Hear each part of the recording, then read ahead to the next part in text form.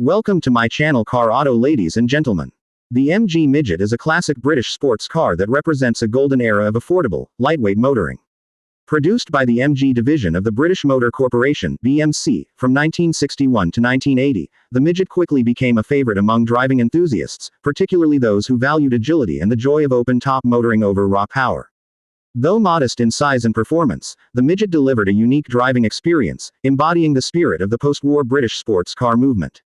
It wasn't about straight-line speed or luxury, it was about connection to the road, simplicity, and fun. For many, the MG Midget was their first taste of true sports car driving, and it earned its place in automotive history through charm, accessibility, and sheer driving pleasure. The name, Midget, was first used by MG in the 1920s, with the 1929 M-Type being the original bearer of the badge. However, when people refer to the MG Midget today, they are usually talking about the series of small roadsters introduced in 1961. This modern midget was closely related to the Austin Healey Sprite, particularly the Mark II version. In fact, the first MG Midgets were essentially badge-engineered sprites with minor cosmetic differences. Both cars shared many mechanical components and were built on the same production line, a common practice in the BMC lineup at the time to reduce costs and maximize platform use. The original 1961 MG Midget was powered by a 948cc A-series engine that produced around 46 horsepower. It featured drum brakes all around, a simple 4-speed gearbox, and no external door handles or windows, just side curtains, a hallmark of bare-bones motoring. Despite its limited power, the car's light weight, just around 1,500 pounds, meant it could still provide a thrilling driving experience. The low seating position, direct steering, and lack of power assistance made it a car that demanded driver involvement, something that endeared it to purists. As the years progressed, the Midget evolved in both performance and comfort. The Mark II model was introduced in 1964 with slight styling tweaks and, more importantly, mechanical improvements. It gained a more robust 1098cc engine, now producing 56 horsepower. Front disc brakes were also added, improving stopping power considerably and enhancing the car's sporty character. In 1966, the Mark III arrived, bringing with it the 1275cc engine borrowed from the Mini Cooper S. This engine produced up to 65 horsepower and made the Midget feel much livelier. The Mark III also introduced a folding soft top that was permanently attached, making it more convenient for everyday use, as well as exterior door handles and wind-up windows, comfort features that finally gave the Midget more mainstream appeal without compromising its essence. Throughout its life, the MG Midget was not just a road car, it was also a popular choice for amateur racers and club motorsport. Its simple mechanics and low cost made it ideal for modifications, and the Midget became a staple in racing circles, especially in the UK and North America. It was common to see midgets competing in SCCA events in the US, where they regularly punched above their weight. Tuners loved the A-series engine, which had a huge aftermarket following, and the car's nimble handling gave it a real edge on tight, twisty tracks. However, the Midget's story is also one of adapting to an increasingly regulated automotive world. By the 1970s, safety and emissions regulations, especially in the US, began to change the character of many small sports cars. The Midget was no exception.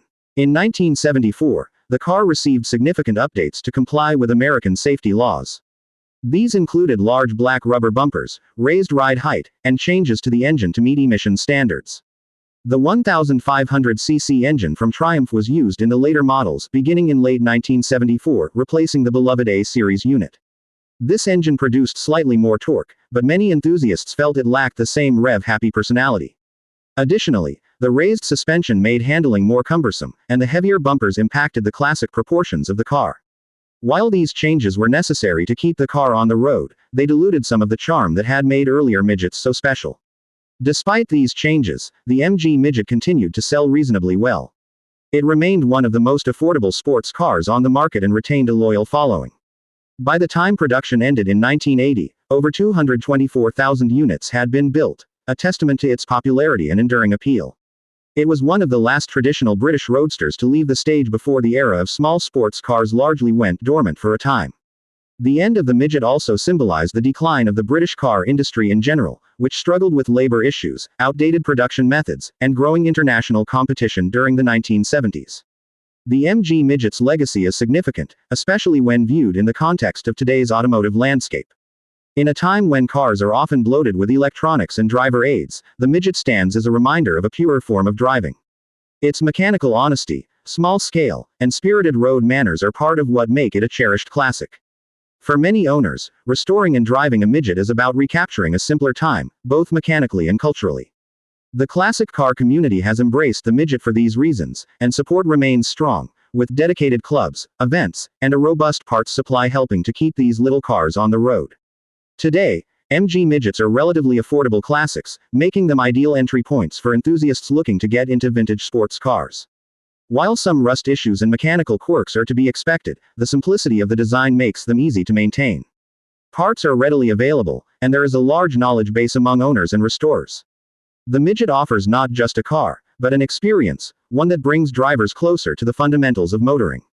Whether cruising on a back road, wrenching in the garage, or taking it to a vintage racing event, owning a Midget is as much about lifestyle as it is about transportation.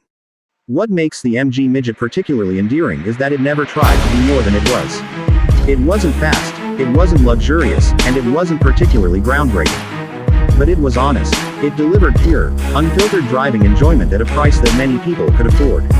It brought the joys of sports car ownership to the masses, something that few cars before or since have managed to do so effectively. Its low-slung design, cheeky attitude, and unmistakable British character make it a standout among classic cars. It may have been called a midget, but in the hearts of enthusiasts, it stands tall as one of the most beloved small sports cars ever made. Please subscribe to my channel Car